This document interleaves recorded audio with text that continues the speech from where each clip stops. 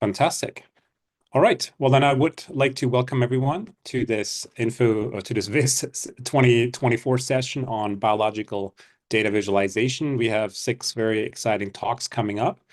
And so without further ado, I would like to ask Deng to start his presentation on the DiffFit paper.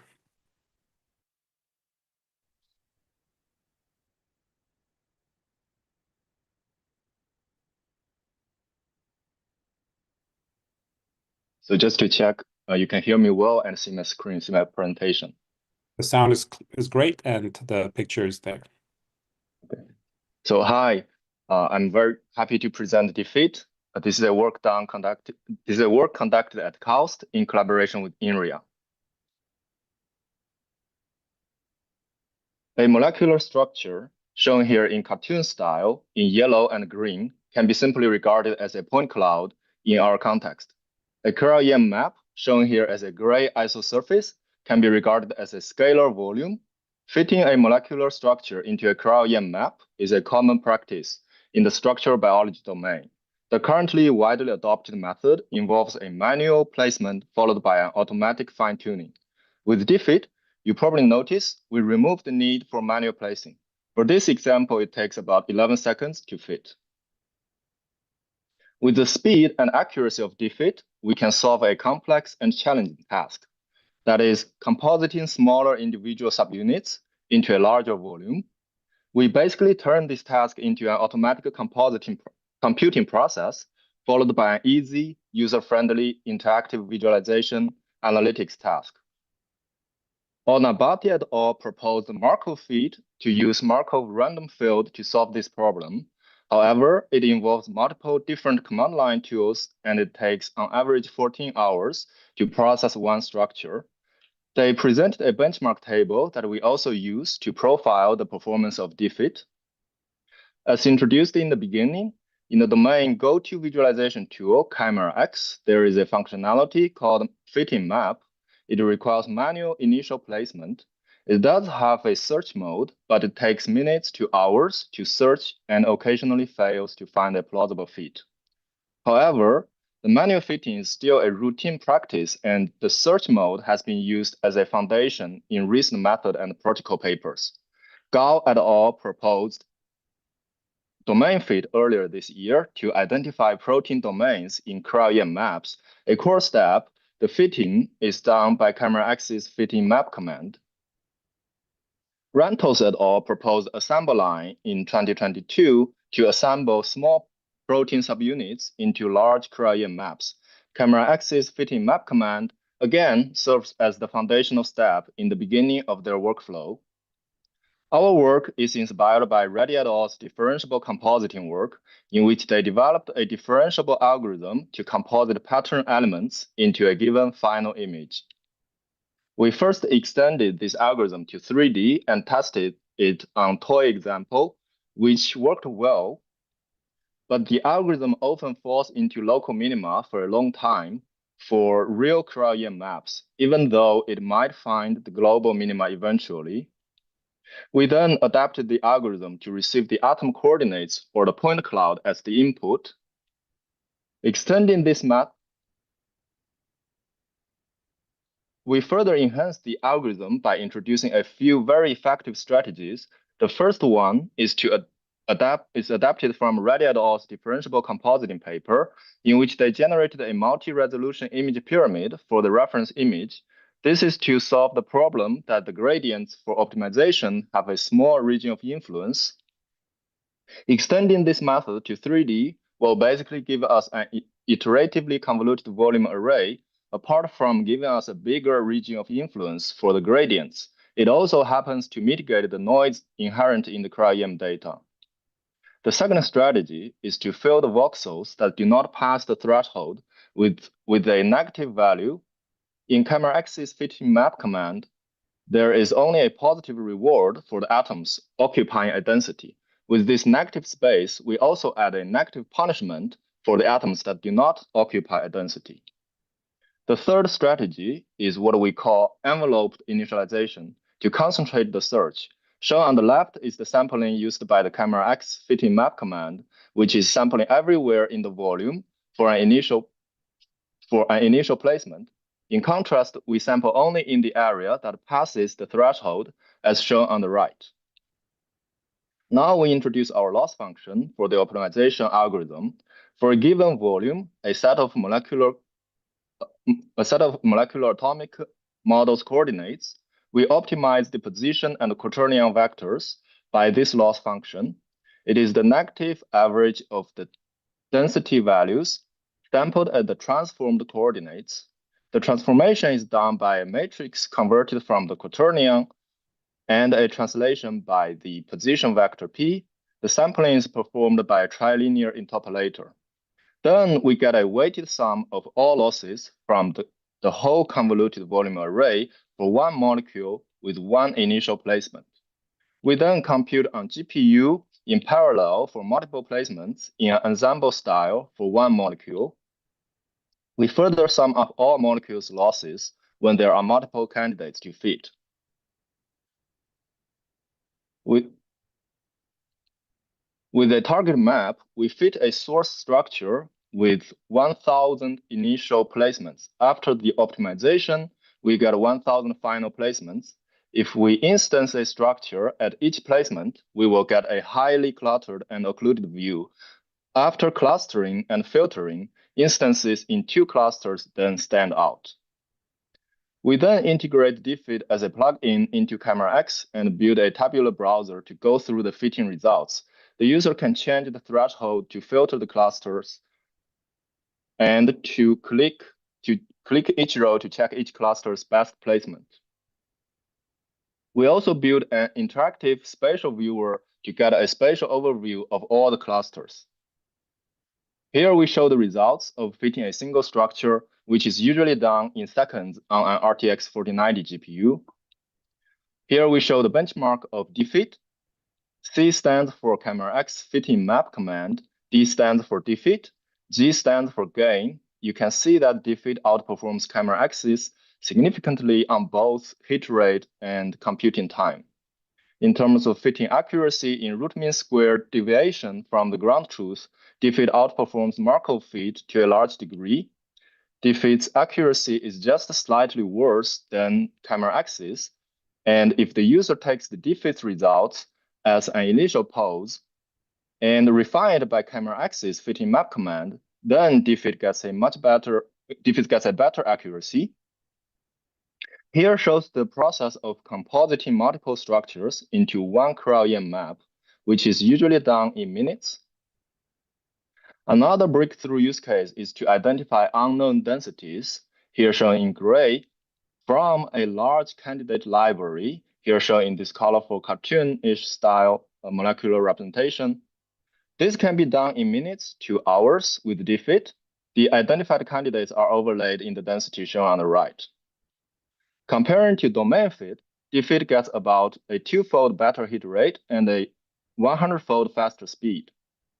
One user expressed that DiffFit is quite intuitive and easy to use. The other mentioned the automatic fitting and visual inspection approach could be a key feature in Camera X that could become a standard in many pipelines, as well as a key implementation for a standard modeling workflow. We released DiffFit in 2 ways, a Python command line script and a Camera X plugin. In the official marketplace, within 3 weeks of releasing, DiffFit already gets more than 500 downloads. You will be able to download it from there next week once their server is up from maintenance.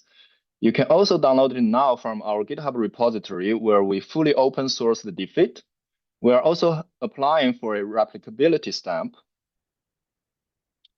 We are extending DiffFit to include a comprehensive visualization solution, deformable transformations, collision handling, splitting and splicing the Cryo-EM map and the structures. Many thanks to my co-authors, and thank you all for listening. I'm happy to take questions. Thank you very much for the presentation. That was excellent and very clear. And I'm checking Slido right now. There are no questions in Slido at the moment. And as I had said at the beginning of the session, since if there are no questions from the audience, we will move on to the next speaker. And I don't see anything there. If there's any of the other presenters who would like to ask a question right now, please do that. But otherwise, we'll move on. Okay. In this case, thank you again for this great presentation. And we are getting ready to get the next speaker up and running. So we have a change in speakers, presenters. So I would like to ask Ondřej to speak about Nanomatrix. Yes, hello. Just verify, can you hear me? Yes. Okay, awesome. So, good morning. My name is Ondřej Strnad, and on behalf of my co-authors, Ruwayda, Alharbi, Tobias, Klein, and Viola, I will be presenting our Nanomatrix paper, which is about scalable construction and visualization of biological atomistic models. So, this is the agenda of my work, of my talk. Firstly, I will briefly mention related work and our motivation, then go through the approach, show you some results, and conclude the work at the end. So over the several decades, many protein visualization tools have been developed. To name a few, you might be familiar with PyMol or Chimera X, which mainly focus on visualization and analysis of a single protein structure. On the other hand, tools such as CellView, Mesocraft, or the latest CellWalk focus on visualizing large biological structures consisting mainly of thousands of instances of proteins. So our motivation for Nanomatrix work is to move the virtual line that represents the limit of the scene, what we can render in full atomistic details using the current tools.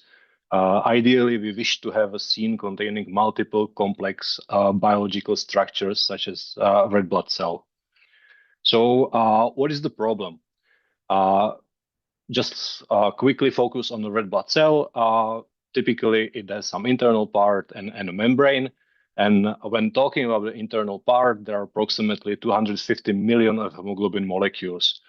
If you want to store position and orientation plus some metadata for every instance of the hemoglobin, you will end up with 8 gigabytes of memory.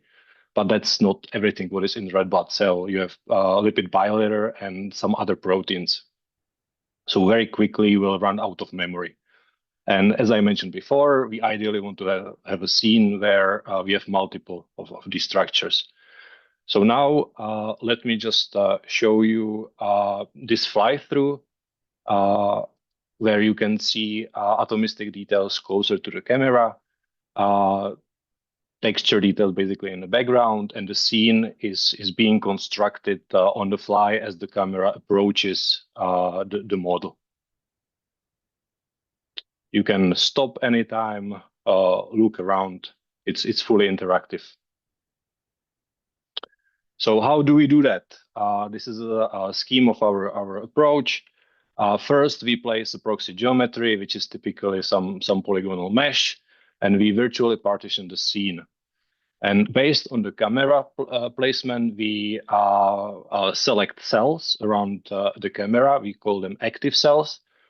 And we populate the atomistic details in the intersection of active cells and proxy geometries.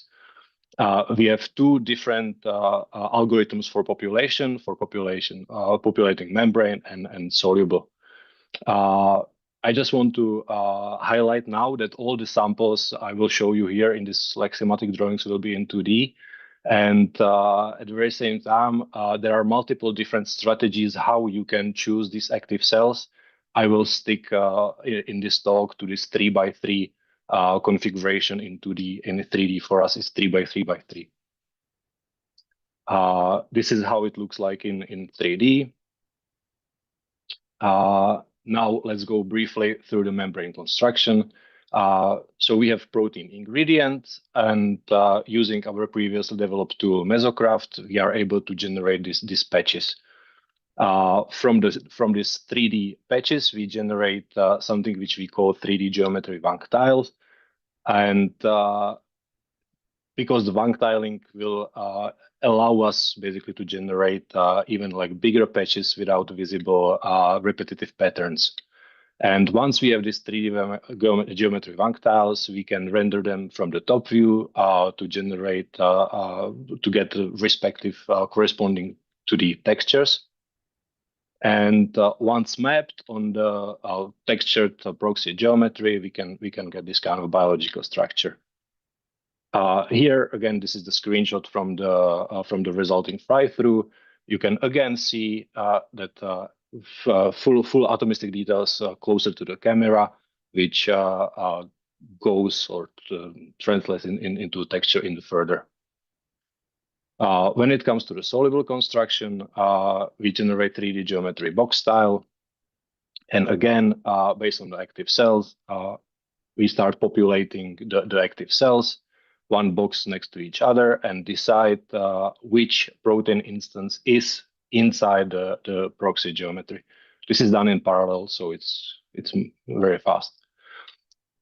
When it's come to rendering, we use NVIDIA RTX pipeline and camera-driven cell activation, meaning that if the camera leaves active cell, we destroy the cells which we don't use anymore and construct a new one.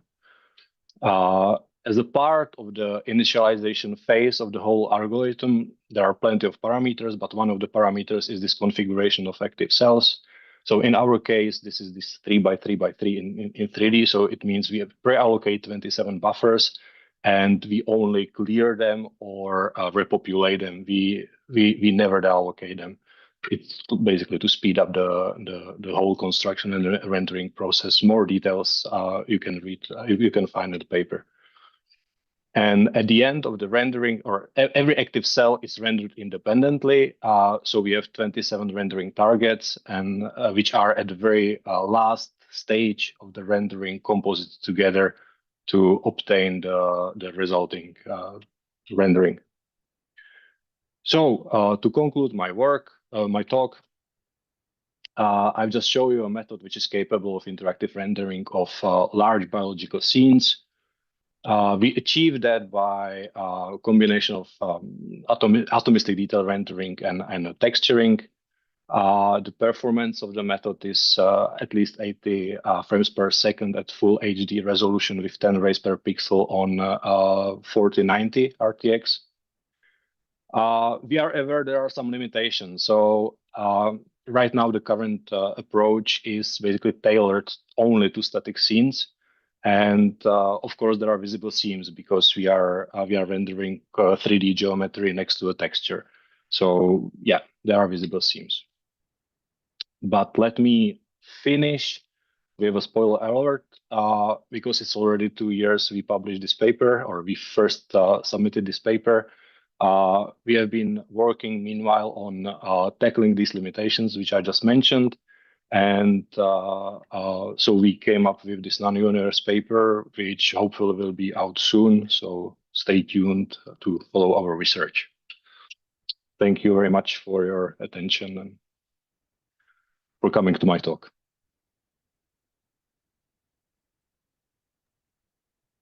All right, wonderful. Thank you very much, Ondřej, for the presentation. That went significantly faster than scheduled, but this is great. So we have some questions in Slido that I'd like to ask you. So here's one by Tobias Isenberg, and the question is, well, I'll read it out to you. The Wang tiling approach. Sorry.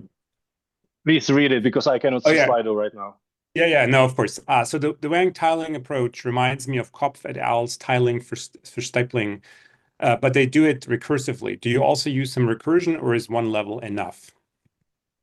No, we have only one level right now, and we basically stick to only like 16 tiles. But it's more about the technology, let's say. So we can extend this. It's not a problem to extend it. Okay, great. Thank you for that. Here's another question, and that one is, can you say more about sort of the use cases for these procedurally modeled scenes? I think this relates to the introduction of the talk. And is that something that is meant for discovery, or is it or for communication? Yeah, so this is actually a very good question. It's difficult to find real like a motivation for this kind of work, but from my perspective, this is mainly for like dissemination and for illustration. So it looks really amazing when you run it, and you get completely different feeling about the sizes of different elements in the scene. If you have this like SARS-CoV particle next to a red blood cell, you immediately get the feeling about the comparison of the size. So that's one thing. If this can be used for discovery, I think it can, but for that we would have to invest much more time into preparing, like more detailed model, meaning more tiles, more complex, basically ingredients or building blocks. But yeah, right now mostly it's for illustration, it's for visualization, and yeah. Okay, thank you. And then there's another question about alternative application domains. Has this been applied to other domains outside of biology? Could this be generalized to other fields? This is actually a very good question as well. I wanted to use it on generation of forest, for example. You can do that. It's not only for biology. So basically every single domain, because we have two algorithms. We have for this membrane and we have for internal, for the soluble part, right? So the membranes is basically populating of planar patches. So it can be forests, maybe cities. I believe it's useful or usable even in different domains. Yes. Okay, wonderful. Thank you for answering that question. And here's another question from Discord. Beautiful work. Any plans of integrating other molecular representations beyond the Van der Waals sphere model? Van der Waals/sphere model. Yeah, for example, cartoons or these things like beta sheets and helices. No, we don't have that plans. But yeah. I mean, we don't have that plans, but I believe it's extendable in that way that you can implement. It's basically implementing a shader that renders the protein. Okay, great. Thank you. Yeah, so if other questions come up on Discord, I don't have that open right now, but I'll pull it up as well. Please share them in Slido if anyone has that up and running. Okay, thank you again, Ondřej, for the great presentation and for keeping us on time. So we're a little ahead of schedule, but I nonetheless want to ask Michael to get ready to share his talk on InVADo, interactive visual analysis of molecular docking data, also a TVCG paper. Whenever you're ready. Yeah, I hope you can hear me. Yeah. So thank you for the introduction, Niels, and welcome everyone to my talk. And in case you're wondering why I am presenting, even though I am the last author, so here you can see all the authors. And unfortunately, the two PhD students, so mainly Marco, who did most of the work on this project, has left my group. Now he's finished his PhD. So it falls to me to present this to you. So this was an effort by a large, as you can see, a large interdisciplinary and international team. And let me start with giving you a little bit of a background and motivation. So in general, for many applications in biology, biomedicine, and pharmacology, the binding of small molecules, so-called ligands, to a bigger receptor molecule is important for their function on an atomistic level. So one common example is the interaction between proteins and drug molecules, and these drug molecules then activate or inhibit an enzymatic reaction. You can see an example here. So this is fairly simple. If you have just one ligand, and the receptor molecule. And we have docking tools that can predict the orientation and binding affinity of these ligands. However, in what we call virtual screening, usually a large number of these ligands are docked to the receptor molecule. So here challenges arise. So we have many different ligands, many different poses for each ligand, many different physicochemical interactions that take place and are important. We have different functional groups that can play a role in drug design, the location property of the binding pockets on the receptor, etc., etc. So this fairly large and complex docking data is unfortunately poorly supported by existing molecular visualization tools like ChimeraX, VMD-PyMol. So here we hope that our InVADo tool, interactive visual analysis of molecular docking data, can provide a solution.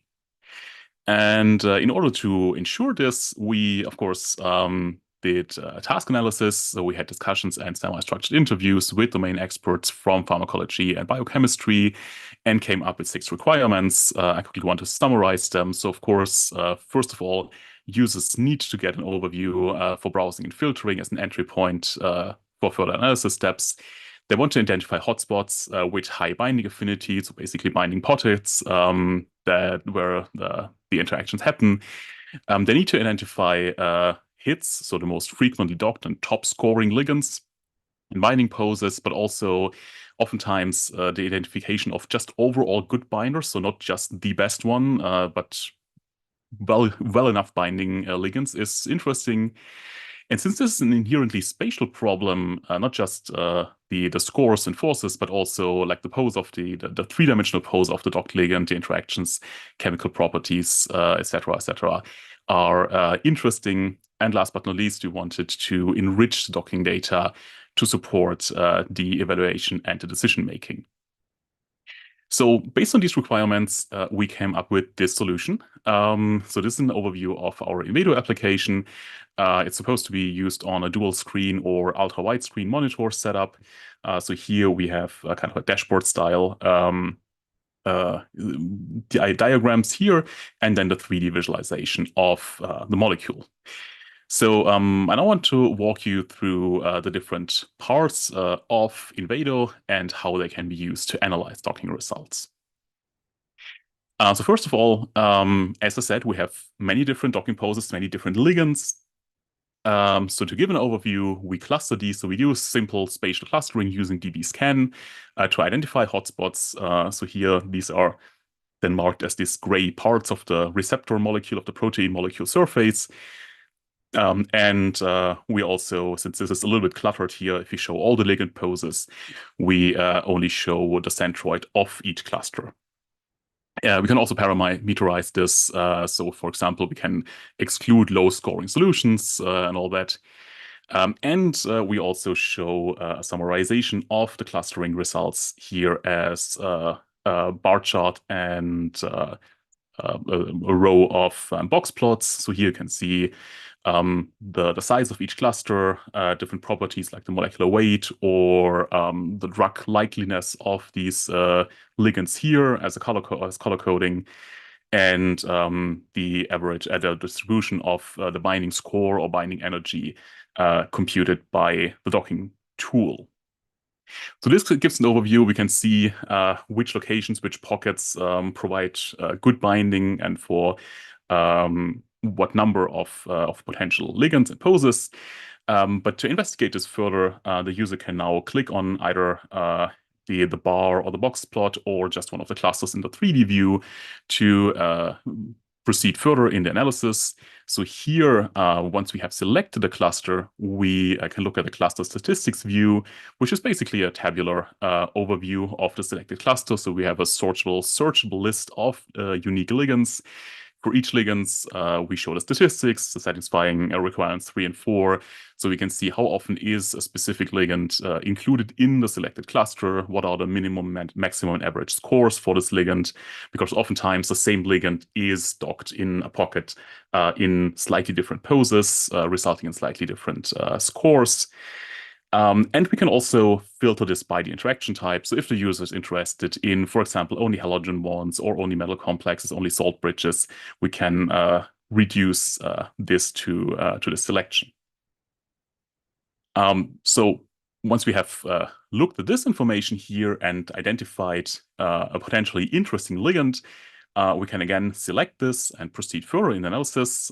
So here the cluster. And I forgot to mention here. So this is an overview of the interaction forces. So it would look like that. So this is also provided by the 3D view, where you can see the interaction forces between different between the receptor molecule and the ligands.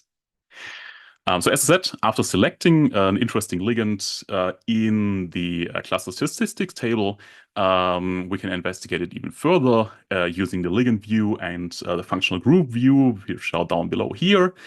So these views essentially provide metadata about selected ligand as required by the domain experts.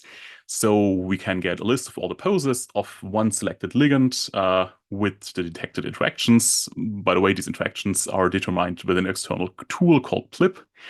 So here we have this list here of docking poses. The highlighted ones are actually included in the previously selected cluster. We see which interactive forces are present. We also compute the ligand efficiency. Here's the docking score. And then we can see for the selected ligand which functional groups are present. So functional groups, in case you're not familiar with the biochemistry behind this, are, so to say, chemical binding blocks that occur in many of these ligands.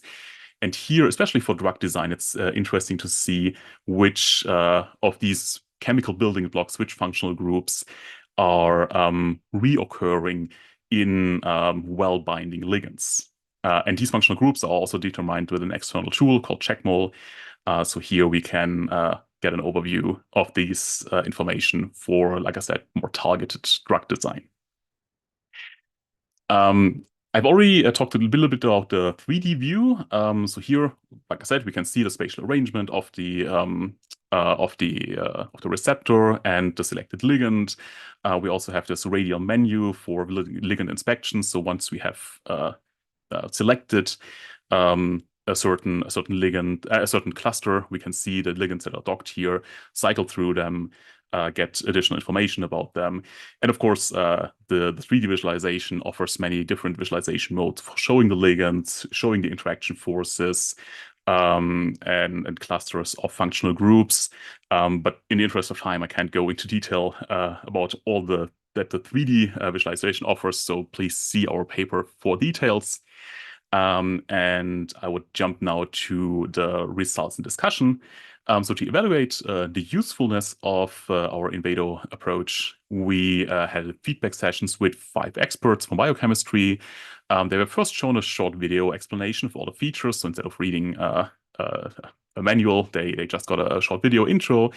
And then they had time, basically unlimited time, for a free exploration of P-glycoprotein docking data. So this is a protein that's related to some sort of cancers. So they had 4 tasks here to find inhibitors for this protein, and all 5 experts were able to solve this correctly within an hour. We also did a post-study questionnaire, and at least for this small pilot study with 5 experts, we got the feedback that they all think that InVADo would be beneficial compared to their current workflow, where they have only a set of individual tools that they need to use and not one integrated analysis suite. They also said that they believe it's a well-designed, comprehensive tool, and even though it is rather complex on first sight, they rated the it is user-friendly and usable in the end. As a second case study, we looked at a SARS-CoV-2 spike protein targeting data set. So we actually docked commonly used FDA drugs against the spike protein. And using InVADo, we were able to identify the same subset of drugs that matched an earlier study published by Pandey et al. So this was also, so to say, proof that our approach seems to work. So coming to the end of my talk, we present InVADo, a ligand-centric visual analytics tool for docking data that satisfies the requirements by domain experts. And in the future, we want to extend this by adding support for guided lead optimization, for example, by integrating interactive rescoring of ligands and ligand poses, or by extending the visualization to allow for comparing the results of the different docking tools or improving the spatial perception in the 3D view. With that, I'm at the end of my talk. I want to thank again all my collaborators and co-authors and colleagues here. I want to thank you for listening. And in case you're interested in our tool, InVADo is available on GitHub. It received the replicability stamp, so you can download it and try it out. Thank you.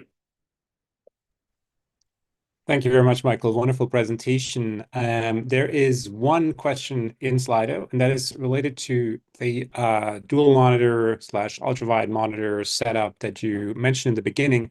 And the question is, can you say more about why this decision was made and how this app is implemented? I assume this refers to sort of a multi-screen setup for what looks like a web application. I don't know if you mentioned this explicitly. You'll have to be very brief in response. Okay. Short answer, dual monitor, because we just had so many plots, so many information that we wanted to show all at once to the experts. So that's why we just ran out of screen space on one screen, or everything would be too tiny. Technically, yes, it's half the dashboard part is a web app. The other one is on our Megamol framework. So it's a hybrid desktop web app. I hope that was brief enough. That is indeed brief enough with just 8 seconds to spare. Thank you again, Michael, for this presentation. And there's one more question Slido that I'll copy over into Discord so you can respond there. With that, I would like to ask Emilia Ståhlbom to please get ready for her presentation about visualization for diagnostic review of copy number variants in complex DNA sequencing data. Yes, we can see the slides and we can hear you. And you can hear me as well. Perfect. Yes. Yes, thank you for the nice introduction. As you heard, my name is Emilia, and I'm presenting this work on visualization for diagnostic review of copy number variants in complex DNA sequencing data. I'm with Linköping University, Sweden. And this project is about making DNA sequencing data accessible and actionable for medical doctors. Typically, a medical doctor will order a DNA sequencing test for a patient to determine the diagnosis or to select the treatment. But they don't really know how to interpret the sequencing data directly. And this is where a geneticist comes in. A geneticist will work with a list of calls. And calls are positions along the genome where there might have been genomic variation, that something has changed in the patient's DNA. And then they will translate this into a report that the doctor can understand, and so that they can make actionable, take action on this information. The problem, however, is that the algorithms for finding these calls are either very low sensitivity, or otherwise you're drowning in false positives, as one of our study participants put it. So that's why the geneticist work is not only translating, but also trying to swim along all these false positives and making sense of it. And when working with this list, it's good to know what it looks like. Something like this. So it's a tab separated file. Clearly there's a lot of information, but what they need to do here is both decide which of the entries are interesting, which ones are true or false positives, and which ones are relevant for the patient's disease. And we thought, well, we could probably do something better with visualization. So we started this project. And in doing this project, we had 2 goals. One, we wanted to challenge the domain experts to utilize the visual space and to move away from their plain lists. And to do this, we wanted to condense this multi-scale and complex data that is genomics data, both the data from this file and other complementary data, in order to enable an overview and at a glance an evaluation of a case. And there are, of course, already visualizations within genomics data. For example, you have genome browsers, where you get a lot of detail, but as you zoom out, it kindly asks you to zoom in again if you want to see the data. On the other hand, you have this kind of graph where you get an overview of our entire chromosome, and you can have a look at the pattern. You're expecting this one, but variants can be seen as either of these. The problem here is that you're losing a lot of the detail in the data in order to create this overview. So when we started our design work, we wanted to really take all the best of both worlds. We wanted to have an overview of the entire case, but we also wanted to make sure that we did not lose the detail and the important details in the data. And we did this by turning each of the calls into glyphs, which we then put in a visual analytics system that we call copycats. And here you can see a screenshot of the system. We have the scatter glyph plot to the left, where each glyph represents one entry in the call list. And as you can see here, if you hover the glyph, you get a slightly more detailed version. So here you can browse through the case. And then when you click a glyph, it gets added to the rightmost view. Here you get even more detail so that the user can look more in depth into selected calls. And you can also save your work here. So you can continue looking at other calls, even if you have found a few interesting ones. So we support this iterative workflow that we found that they use a lot. So to design this, of course, it was a very long process, and I encourage you to read our paper to get the full story, because there's no way I'm going to fit it in here. But I'm going to give you a few highlights. And the most important thing I think we did is that we did a feature abstraction, and then we ranked the features according to their importance for the tasks that we were targeting. And when we had done this ranking, we assigned visual channels or pre-attentive cues, if you prefer, to each of the features so that we could use this for the design. And this landed us with the system that you've already seen, looks like this. And we have the two most important features on the axis so that you can use them for navigation, and they're also the most visually salient. And then we used the 3 parts of the glyph to encode different features using different visual channels. So you have the presence absence channel for the gene and exon at the top. You have the coverage depth is encoded by color, and the allele fractions are encoded by the angle. We also ran into some problems with the data being very different in scale, so that even when we used a log2 scaling of the y-axis, we got a lot of white space and occlusion.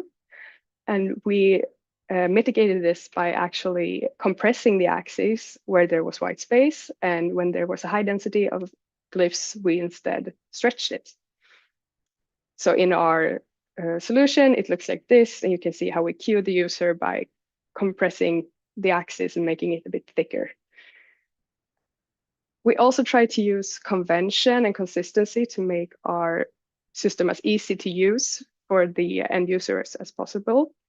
So we use the establish encodings where we could. For example, this is the establish encoding for a gene. And in the glyph, the corresponding element looks like this. So it's not exactly the same, but it's a clear inspiration that cues the user. Similarly, we had the established encoding for the coverage depth. Again, not looking the same in the glyph, but similar enough that it makes sense to the end user. However, we couldn't always do this since we needed to encode the angle, and that is maybe not the most common encoding. So there we had to get a bit creative. So we created this bent histogram, and then we used an animation when we added the item to the list to the right, which cues the user how to read it. We then evaluated our system with 7 geneticists as participants, and we used a control condition, which was just a basic list. And we found a lot of interesting things. For example, the scaling of the axis worked great. There were no issues. Our participants followed the intended workflow with the iterations. But we also got some feedback that there is still occlusion, and that was quite distressing to some of our participants because they really need to feel that they are in control and have seen everything. But when we asked them in the post-study questionnaire how they felt, they strongly preferred our solution, Copycat, over the control condition. And we asked some more questions, which we had, well, some mixed results, but in particular, the overview capacity of Copycat was perceived as slightly better, and our participants really felt they got more information from Copycat than from the list, which we are very happy about. So to conclude, we did challenge our domain experts to utilize the visual space by the scatterglyph plot, and they actually did seem to like it and take to it in general. And our second objective, of course, was to take this multi-scale complex data and compress it. And by using this feature ranking and assigning visual channels accordingly, we actually managed to take a lot of different data types, put them into a small glyph, and turn it into a system where the user gets an overview of an entire case at once. So with that, I thank you for your attention. You can get the paper here, and I'm happy to take any questions. Thank you very much, Emilia, for this wonderful presentation. It was very clear. I think it still invites us to read the paper, as you pointed out. It's hard to get everything into these 9 minutes. I want to ask you two of the questions, or maybe one of the two questions that are in Slido. So the first question in Slido is about pre-attentive features, which says, how are you dealing with the combination of multiple channels, which would generally break our ability to pre-attentively process them? Can you say something about that, since I think you had this table in your slides about how you mapped features to cues? Yes, yeah, definitely. So this is, of course, an issue, and I'm not sure that we have entirely dealt with it, but that's what the ranking was really for, to make sure that, okay, we prioritize the most important things and try to make sure that there is no interference there. And then it's just a matter of designing, iterating, seeing what works until we got to this glyph where the different parts are dense, but still not interfering too much, we think. Okay. Thank you for that. And then one other question is, if you could explain why you chose just a list view as the control condition for your study rather than, say, an existing tool like IGV or another visualization tool. Yeah. So for this, there was some thought into this because different people use different things. We've found some people or some geneticists do use works directly from this list almost only, and some people use the more condensed, the scatter plot I showed you early in the presentation. But we went for the list because we thought that was probably the most common way that you would see this information at the first moment, and then you would navigate from this list into, for example, IGV. And we wanted to target this this initial review, and then if you really want to look even closer to the data, we invite you to use IGV. Great, wonderful, Emilia. Thank you so much for the presentation. Well done. Thank you. And with that, I would like to ask Eric Mert to take over for his presentation about cell-to-cell explorative cell interaction analysis in multi-volumetric tissue data. We're now back to the VIS paper track presentations after having heard 3 TVCG papers. Go ahead, Eric. Yeah, thanks to the audience here at Boston VIS. Can you hear me and can you see my screen? We can hear you and see your screen. Okay, perfect. Yeah, thank you very much for the kind introduction. This was a very collaborative work. You can see a lot of names here, and it was highly motivated by some challenges biologists faced when working with cellular data. All the data I'm showing you is actually from samples, and it's with microscopy imaging.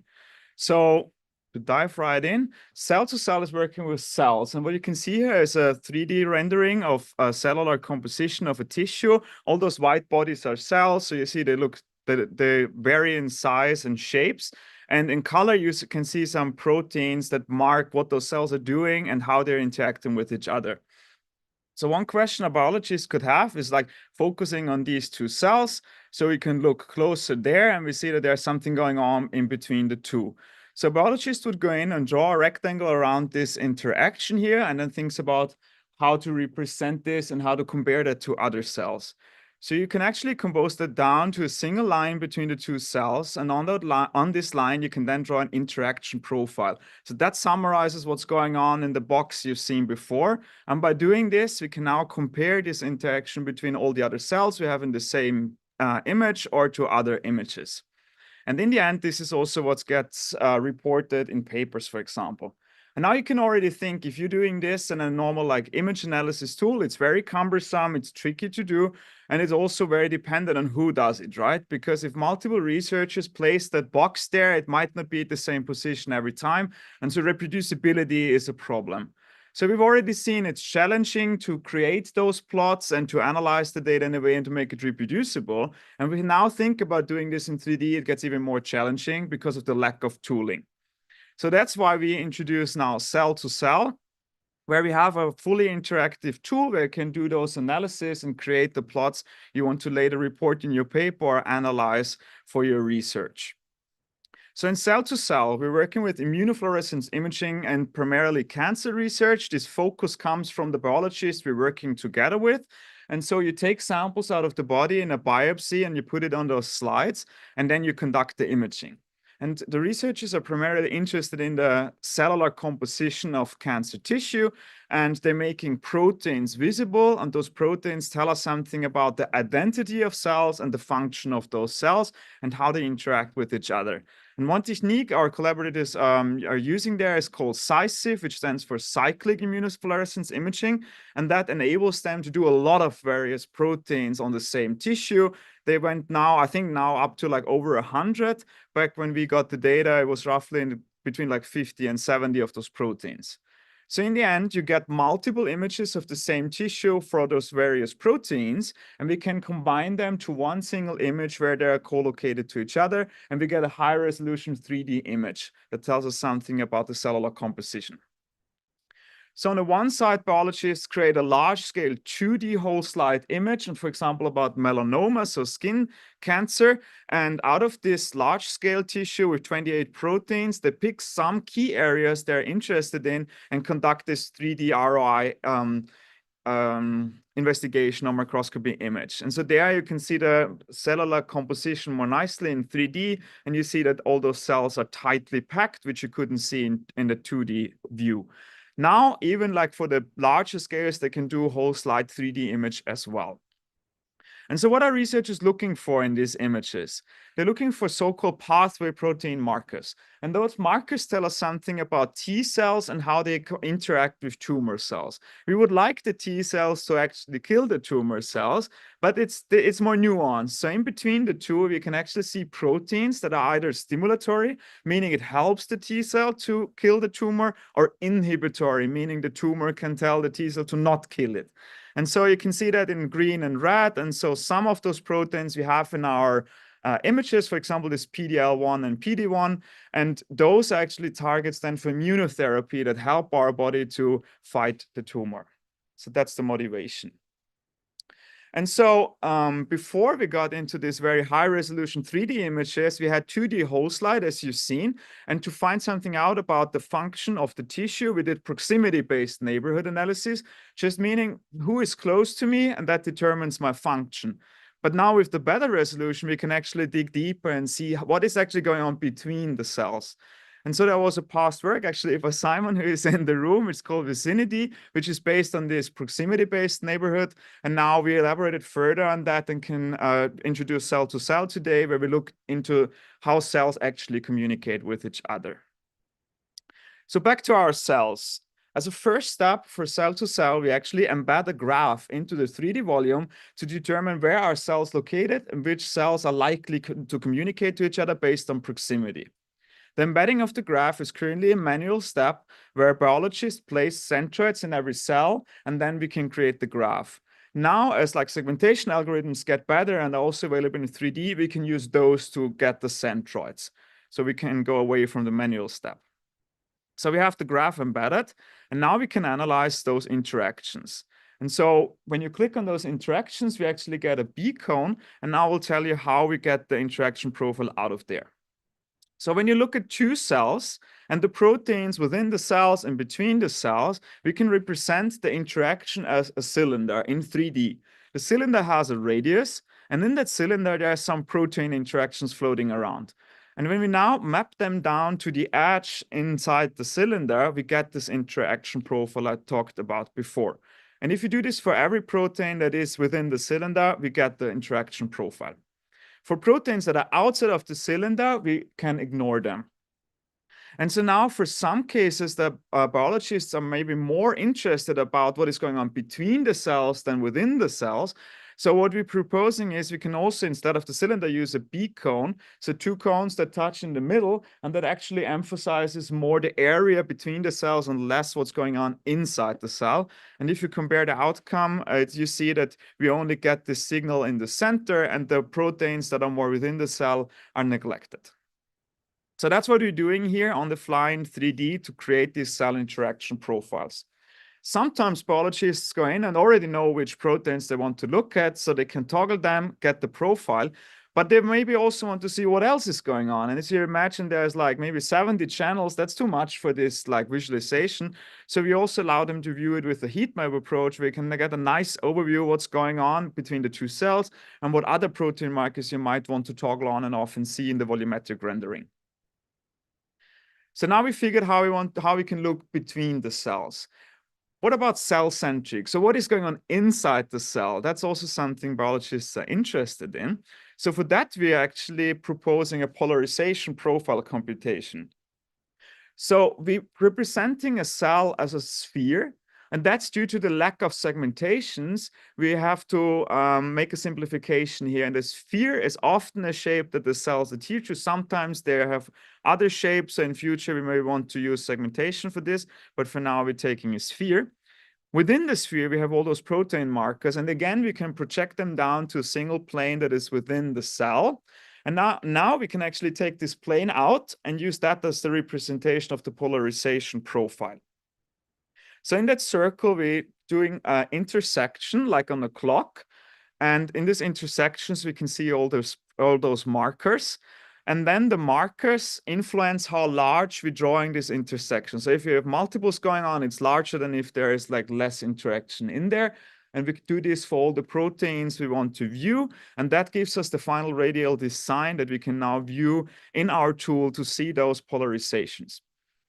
And in this example, you can see that the polarization is pointing towards the two cells we are interested in. And that tells us that they're likely to interact with each other. If it would be a more even distribution of these, it's less likely that they're actually communicating. And another view and another case where this is very interesting is if an immune cell starts to fight a tumor, we might not see those proteins yet between the cells, but we can already see them within the cell, meaning the T cell is getting ready to like fight the tumor. And we would see that here, but not between the cells. So the combination is important. And again, that's how it looks like in our tool. And same as before, if you want to do this for 70 channels, this layer doesn't scale anymore. So we again employ some heat maps here where you can see beside the proteins you already view in the 3D rendering, you can see all the other ones that might be present in those cells as well. So that's cell to cell. It's consisted of multiple interactive windows. It's a web-based application. You see in the middle, we have a multi-volume rendering with the embedded graph, and you can choose on the side which proteins you want to see. The cell interaction profiles are on the left, heat map or profile channels at the top, and then you can interchange it with heat maps or this polarization view. And then you have the configuration on the side. So just quickly for a use case. So in this example, we see some immune cells and some cancer cells, in green immune and in white cancer. And so we can toggle on all those protein markers on the fly, as you can see here. So we bring in our inhibitory pathway proteins in yellow and red. And then we can bring another one in that tells us in general, like where is immune reaction going on. It will pop up in blue. And when you have all those there, you can now start toggle all the interactions you're interested in. So the researchers can choose those immune cells that are going to fight tumor cells and then investigate where there are those inhibitory pathway protein markers present, meaning that the immune cell cannot actively fight the tumor. So you see all those all those interaction profiles, and then can very interactively see what's going on in your tissue. Another detailed view of this with the polarization view is this quantification of immune suppression, what I already told you. So you have the PD-1 and PD-L1. If you focus on this area, you can really nicely see that in between the two cells, there is those two protein markers present, meaning the tumor inhibits the immune reaction. And then in another case, down to the right, you can see that those are not present. And so researchers can really use this to quantify how often that happens. And we work closely together with biologists on this case study. And then the heat map can tell them if there may be other target proteins for those immune therapies beside the one we already know. So to conclude, we introduce a 3D graph-based method for quantifying cell-to-cell interactions, further a cell-centric polarization analysis method, and we have several case studies to show the utility of our approach. In future, we want to use segmentation masks more as they're now getting available. We want to integrate more scalable volume rendering. And in my recent work at the High Dive Lab, we're also looking if like XR technologies can help us view the 3D rendering in real 3D. And finally, we want to make it available for a broader audience. With that, I want to thank you all for listening to me. Our tool is available on GitHub, and I want to thank all my authors, all my co-authors, and the data acquisition and evaluation team to make this possible. Thank you. Thank you for this presentation, Eric. Unfortunately, we have no time for live questions. Excellent presentation, very exciting. And the question from Slido is now in Discord if you want to answer it there. And with that, I would like to ask the final presenter of this session, Philipp, to start his talk about visual support for the loop grafting workflow on proteins. Philipp, take it away.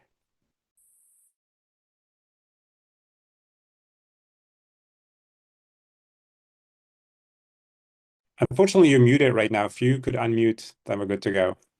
Yes, that would enhance the presentation immensely. Thank you. Okay. Let me just fix this. Sorry, a small technical issues. I will start in a few seconds. Okay. Okay, so hello, I am Philipp, and on behalf of my colleagues from Visit Lab and Schmidt Laboratories, Masaryk University, I would like to introduce you to our work on visual support for loop grafting workflow on proteins. So let's start with a little bit of a background. You probably already know protein secondary structure. We can describe it with this periodic arrangement, usually alpha helices and beta sheets. These are very well known to biovisualization community.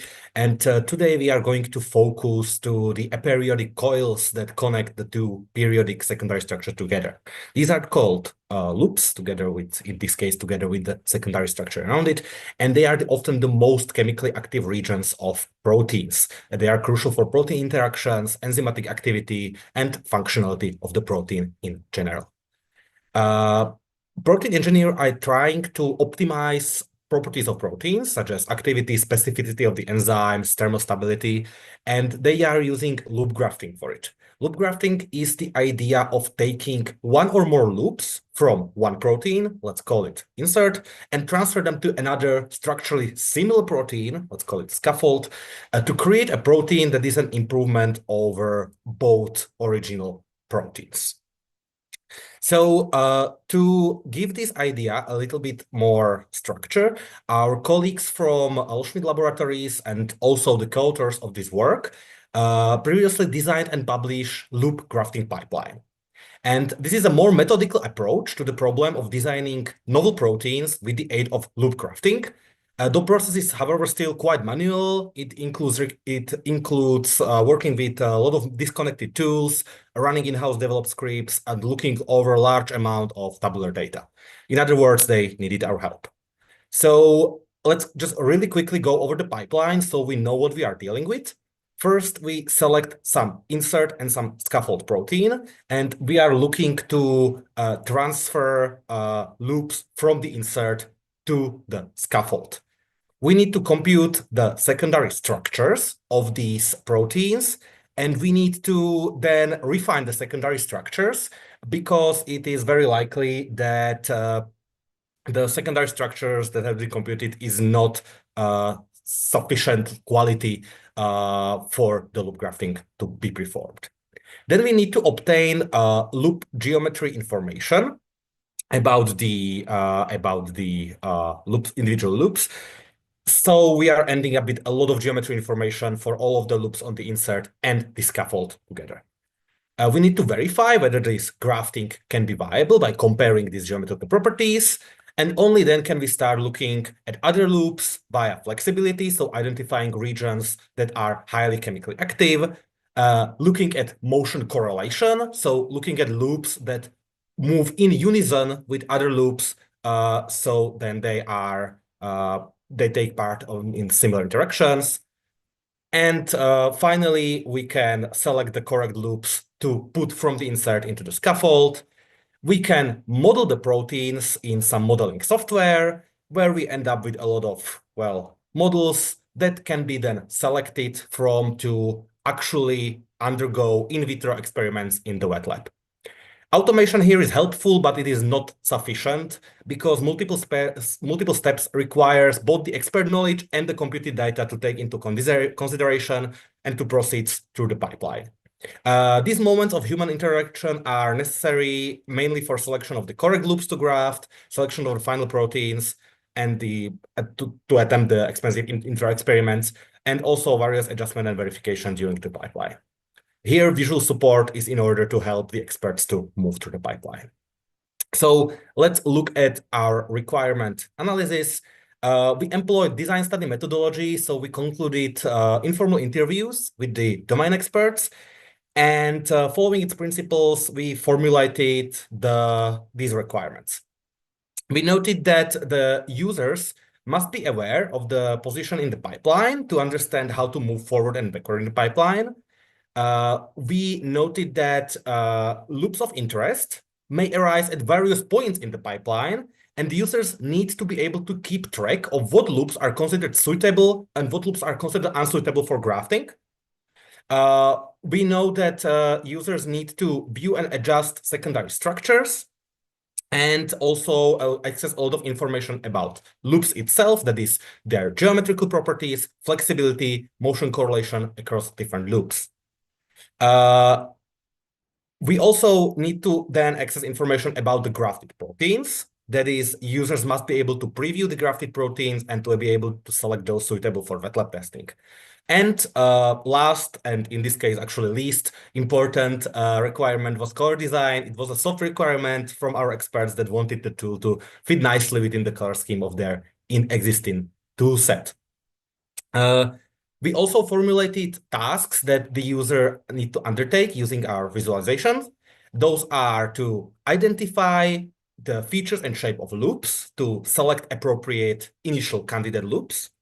We need to, or users need to compare the features and shape of the loops to select additional loops for grafting, as well as to select correct replacement loops for grafting. And they need to compare features and shape of the grafted proteins to select the final proteins for grafting. So how we took our requirements to the visualization itself. This is the interface of the application where the visualizations were implemented. It's called Loop Grafter. On the very top, we can see overview of the workflow. That is to communicate where in the process of where in the workflow the user is currently located. So the user knows what are the upcoming steps and what they need to do. On the left, we have two views. First is the 3D view. And maybe notable here, 3D is not used as the primary visualization, as we found it unsuitable for displaying or comparing multiple loops at the same time. It still, however, contains valuable spatial information, so 3D acts as a support for the abstracted views that we are going to talk about in a bit. And last important view on in here before we get to the meat is this list of loops that is populated once loops are calculated on the proteins. It allows users to see what loops are currently marked as candidates, marked for replacement or preservation, or users can also delete it in case they don't want to see the loop ever again. And it also shows detailed tabular data in case in some phase it is needed. And finally, there is this list of phases. Each phase groups multiple relevant steps of the loop grafting pipeline together. This helps navigation orientation, and it mostly utilizes this 1D view of the protein. The abstraction keeps the form of the 3D, as in it also uses the helices for alpha helices and arrows for beta sheets to better map to the 3D. So in the first phase, user is presented with a computed secondary structure assignment. And if they desire to modify it one way or another, they are able to do so by brushing operation over the 1D view. In the loop exploration phase, the user obtains the loops for the insert and scaffold proteins. Loops are marked on the 1D visualization with the bracket shape, and they are able to examine the individual loops and compare their geometrical properties between the scaffold and the insert. For that, they can use the angular graphs that display the angles of all examined loops. This is an abstraction over comparing either the actual numbers or attempting to visually compare the whole loop in 3D. Comparing in 3D is, however, still possible if needed, and you can focus on the individual loops in the 3D. In the flexibility view, user is once again presented with the 1D view. There are multiple methods for assessing the flexibility presented here. And we also coarsen the output of the flexibility computation. So we are showing flexibility values per loop. If user wants to, they can access the flexibility value per individual residues or per secondary structure as well. But it is not necessarily necessary requirement. We also see this method correlation matrix here to help users make decisions according to what flexibility computation method to look into. Phase 4, motion correlation evaluation, allows user to find additional loops that move in unison with the loops that were already selected as candidate loops. Once again, users can look into multiple methods of assessing the motion correlation. And we use this sorted metric system where they all see the already selected candidate loops, and they can add another loops on top of it afterwards if they decide to do so based on how well these loops correlate in their motion with the already selected loops. Second to last step is that the user needs to pair the selected candidate loops with the loops from the insert proteins. Once again, they need to verify the geometrical properties so the angular graphs are present again. And finally, there is the phase 6 of loop grafting, where after some way, the user is presented with a list of solutions that are potential proteins to test in vitro. The user is able to see the linear representation of what areas changed, as well as prediction of 3D structure. Researchers are going to be mostly interested in the most stable proteins, so they are going to sort it according to values given by this modeling software. This was implemented in application Loop Grafter that before release we evaluated with domain experts, and after release there were over 2,000 grafting jobs performed. It was introduced in enzyme design courses, and users expressed overall satisfaction. Users having difficulty with the tools are mostly having little experience with loop grafting methodology. Lessons learned is that iterative design in collaboration with domain experts helped us to create appropriate visual representation. And for the pipeline workflow, grouping was very important to preserve context and to aid navigation. Consistency in visual representation is important to transfer the knowledge between steps, and 2D abstract representation cannot fully replace 3D views, and it is still needed. Thank you for your attention. Our tool is available at the following address. Thank you very much, Philipp, for this presentation. Beautiful work and a very impressive tool. There are no questions in the Slido, and I'm checking the Discord chat. I don't see any questions there either. So since we are very close to the end of the session time anyways, let's skip the questions. If there are any questions for Philipp, please use Discord to ask him anything you want to know about LoopGrafter, and maybe you want to share the link to the app in Discord as well. So with that, I do want to ask all the presenters to maybe come back on screen for a moment, so I can thank you for these wonderful presentations. Excellent work, Deng and Ondřej and Michael, Eric, Emilia, and Philipp. This has been great. I'm thrilled to see so many cool projects and papers in biological data visualization, which some of you might know is close to my heart. And with that, I want to wrap up and hope you enjoy the rest of the conference. I hope you'll have an opportunity to interact with other participants on Discord later today and for the rest of the week. Thanks so much again, everyone, and enjoy your lunch, dinner, or breakfast break, or whatever it is for you. Thank you. Thank you. And thanks, Niels, for the sharing. Thank you. Bye-bye. Thank you. And thank you, Technician One. Indeed. Thanks. Many thanks to Technician One for keeping us on No track. worries. Well organized.